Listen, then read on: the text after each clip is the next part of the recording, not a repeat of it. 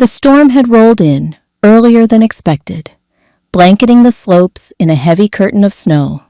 Lucas, a seasoned ski patrolman, tightened his goggles and pulled his jacket closer against the biting wind.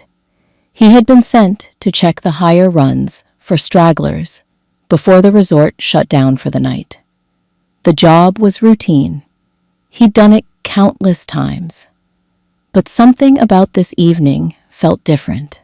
The air was unusually still, the kind of silence that made the hairs on the back of his neck stand up.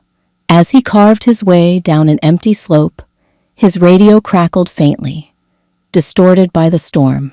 He paused to adjust the frequency and scanned the ridge ahead. That's when he saw it. A massive white figure moving effortlessly through the snow, barely a shadow against the swirling flurries. It moved with an eerie grace, too fluid for an animal of its size. For a moment, Lucas thought it was just a trick of the light or the snow playing tricks on his vision. But the figure stopped and turned slightly, as if it had noticed him. His heart raced. It wasn't a bear. Its outline was too upright, its limbs too long. Whatever it was, it stood there, motionless, blending into the blizzard. Lucas grabbed his radio and tried to call the base, but all he got was static. The figure moved again, disappearing into the storm. Against his better judgment, he decided to follow. He pushed forward cautiously, his skis cutting through the fresh powder. The figure reappeared intermittently, always just out of reach. The snow seemed to grow heavier the closer he got, and soon he could barely see more than a few feet ahead. He yelled into the void, hoping to scare it off, or at least make it reveal itself. But the only response was the howl of the wind. Lucas pressed on, relying on instinct to keep his bearings. After what felt like hours, he realized he was no longer on the mapped trails. The terrain had changed, steeper, rockier, and unfamiliar. He stopped to catch his breath and check his surroundings. The storm had worsened, and the fading light made everything look the same. Just as he considered turning back, a sound broke through the storm.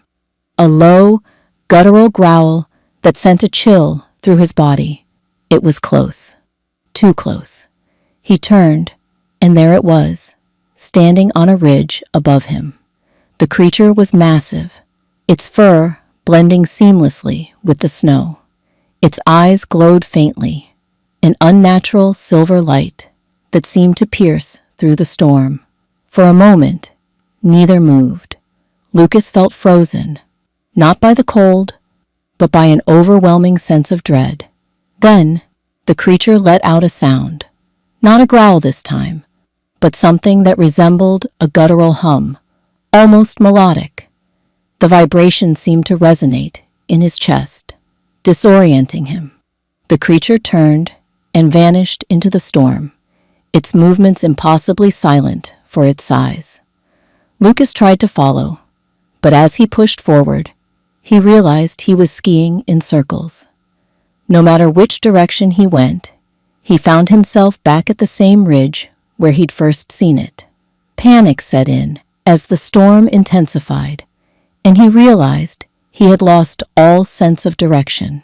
His GPS wouldn't work, and the faint signal of his radio was useless. Hours passed before he finally stumbled upon a trail marker, guiding him back to familiar ground. When he reached the base, the storm had subsided, and the resort's lights looked warmer than they ever had before. He reported what he'd seen, but his colleagues dismissed it as exhaustion or a trick of the storm. Yet, when Lucas checked his gear the next morning, he found something strange. His ski poles were warped slightly, as though bent by incredible pressure, and his jacket had faint, claw-like marks on the back, marks that hadn't been there before. The mountain seemed different after that night. Lucas swore he could feel it watching him, especially on the upper slopes, where the storm had been at its worst. Others started reporting strange encounters, unexplained tracks in the snow, whispers carried on the wind, and fleeting glimpses of a massive white figure. Lucas stopped working nights, but even in the daylight, he couldn't shake the feeling that the creature was still out there, watching, waiting, and knowing he'd been too close to something he wasn't meant to see.